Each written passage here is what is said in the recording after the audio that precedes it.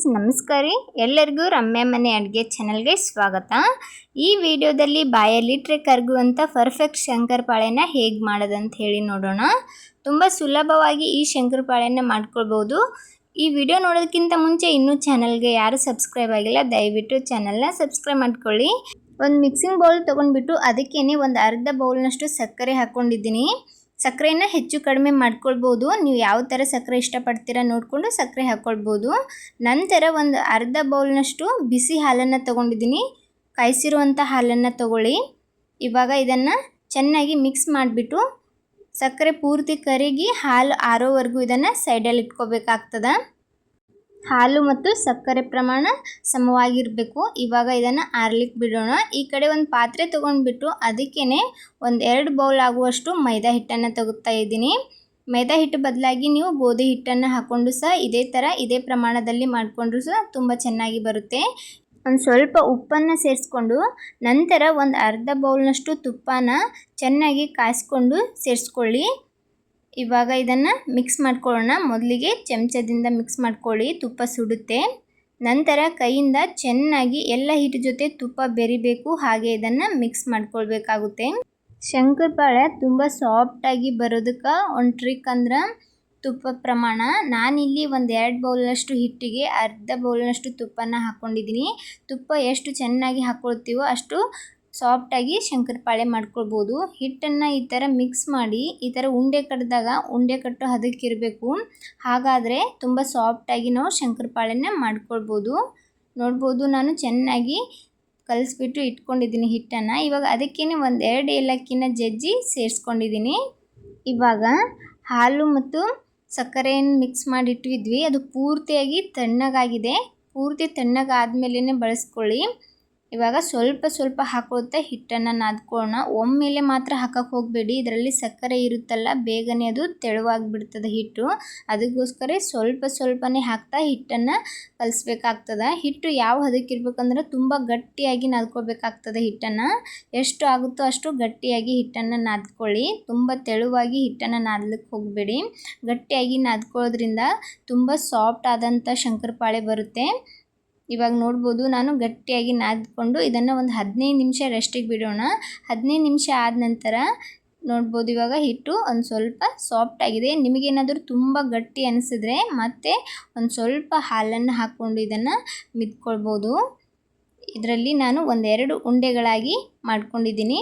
ಒಂದೊಂದು ಉಳ್ಳೆನ ತೊಗೊಂಡ್ಬಿಟ್ಟು ಇದನ್ನು ಚಪಾತಿ ಥರ ಲಟ್ಟಿಸ್ಕೋಬೇಕಾಗ್ತದೆ. ಆದರೆ ಚಪಾತಿ ಥರ ತುಂಬ ತೆಳುವಾಗಿ ಲಟ್ಟಿಸ್ಬಾರ್ದು, ಆದಷ್ಟು ಇದನ್ನು ದಪ್ಪಾಗಿ ಲಟ್ಟಿಸ್ಕೋಬೇಕಾಗ್ತದೆ.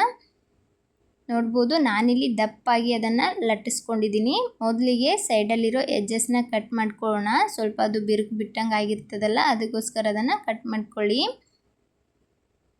ಎಡ್ಜಸನ್ನು ಕಟ್ ಮಾಡಿಕೊಂಡು ನಿಮಗೆ ಯಾವ ಶೇಪಲ್ಲಿ ಶಂಕರಪಾಳೆ ಬೇಕಾಗುತ್ತೋ ಆ ಶೇಪಲ್ಲಿ ನೀವು ಕಟ್ ಮಾಡ್ಕೊಳ್ಬೋದು. ನಾನಿಲ್ಲಿ ಸ್ಕ್ವೇರ್ ಶೇಪಲ್ಲಿ ಕಟ್ ಮಾಡ್ತಾ ಇದ್ದೀನಿ. ಡೈಮಂಡ್ ಶೇಪಲ್ಲೂ ಕೂಡ ಕಟ್ ಮಾಡ್ಕೊಳ್ಬೋದು. ನೋಡ್ಬೋದು, ಇಷ್ಟು ದಪ್ಪಾಗಿ ನಾನು ಶಂಕರಪಾಳೆನ ಕಟ್ ಮಾಡ್ಕೊಂಡಿದ್ದೀನಿ. ಇದರ ಡಬಲ್ ಸೈಜ್ ಬರುತ್ತೆ ಮತ್ತೆ ಫ್ರೈ ಆದ ನಂತರ. ಇವಾಗ ಎಲ್ಲನೂ ಒಂದು ಪ್ಲೇಟಿಗೆ ಹಾಕ್ಕೊಳ್ಳೋಣ. ಇದು ಒಂದಕ್ಕೊಂದು ಅಂಟೋದಿಲ್ಲ. ಇದರೊಳಗಡೆ ನಾವು ತುಪ್ಪ ಮತ್ತು ಸಕ್ಕರೆ ಎಲ್ಲ ಹಾಕಿದ್ವಲ್ಲ, ಇದು ಒಂದಕ್ಕೊಂದು ಅಂಟಕ್ಕೆ ಹೋಗೋದಿಲ್ಲ. ಇವಾಗ ಎಲ್ಲ ಕಟ್ ಮಾಡಿರುವಂಥ ಶಂಕರಪಾಳೆನ ಒಂದು ಪ್ಲೇಟಿಗೆ ಹಾಕ್ಕೊಳ್ಳೋಣ. ತುಪ್ಪದ ಪ್ರಮಾಣ ಮತ್ತು ಹಿಟ್ಟು ನಾದೋ ರೀತಿ ಗೊತ್ತಾದ್ರೆ ತುಂಬ ಪರ್ಫೆಕ್ಟಾಗಿ ಸಾಫ್ಟ್ ಆದಂಥ ಶಂಕರಪಾಳೆನ ನೀವು ಮಾಡ್ಕೊಳ್ಬೋದು. ಇವೆರಡು ಟ್ರಿಕ್ನ ನೆನಪಲ್ಲಿಟ್ಕೊಂಡು ಶಂಕರಪಾಳೆನ ಮಾಡ್ಕೊಳ್ಳಿ. ಇವಾಗ ಮೀಡಿಯಮ್ ಹೀಟ್ ಆಗಿರುವಂಥ ಎಣ್ಣೆಗೆ ರೆಡಿ ಮಾಡಿಟ್ಟಿರುವಂಥ ಎಲ್ಲ ಶಂಕರಪಾಳೆನ ಹಾಕ್ತಾಯಿದ್ದೀನಿ. ಶಂಕರಪಾಳೆ ಹಾಕುವಾಗ ಸ್ವಲ್ಪ ಹುಷಾರಾಗಿ ಹಾಕ್ಕೊಳ್ಳಿ. ಇವಾಗ ಒಂದು ಸ್ವಲ್ಪ ಹೊತ್ತು ಅದನ್ನು ಫ್ರೈ ಆಗ್ಲಕ್ಕೆ ಬಿಡಿ. ಒಂದು ಸ್ವಲ್ಪ ಫ್ರೈ ಆದ ನಂತರ ಒಂದು ಸ್ಪೂನ್ ಸಹಾಯದಿಂದ ಈ ಥರ ಅದನ್ನು ನಿಧಾನವಾಗಿ ಅಲ್ಲಾಡಿಸ್ಕೊಂಡು ಆಮೇಲೆ ಸ್ವಲ್ಪ ಕ್ರಿಸ್ಪಿ ಆಗ್ತಾ ಇದ್ದಂತೆ ಚಮಚದಿಂದ ನಾವು ಅದನ್ನು ಈ ಥರ ಉಲ್ಟಾ ಪಲ್ಟಾ ಮಾಡಿಕೊಂಡು ಎಲ್ಲ ಕಡೆ ಚೆನ್ನಾಗಿ ಕಲರ್ ಬರೋವರೆಗೂ ಇದನ್ನು ಫ್ರೈ ಮಾಡ್ಕೊಳ್ಬೇಕಾಗುತ್ತೆ. ಗ್ಯಾಸ್ನ ಮೀಡಿಯಮ್ ಫ್ಲೇಮಲ್ಲಿ ಇಟ್ಕೊಂಡು ಫ್ರೈ ಮಾಡ್ಕೊಳ್ಳಿ. ನೋಡ್ಬೋದು, ಇವಾಗ ಕಲರ್ ಬಂದಿದೆ. ಇಷ್ಟಾದರೆ ಸಾಕು, ಇದನ್ನು ತೆಕ್ಕೊಳ್ಬಿಡೋಣ. ಇದಕ್ಕಿಂತ ಸ್ವಲ್ಪ ಲೈಟ್ ಕಲರಲ್ಲೂ ಫ್ರೈ ಮಾಡ್ಕೊಳ್ಬೋದು. ಇವಾಗ ನೋಡ್ಬೋದು, ಇದು ಪರ್ಫೆಕ್ಟಾಗಿ ಬಂದಿದೆ.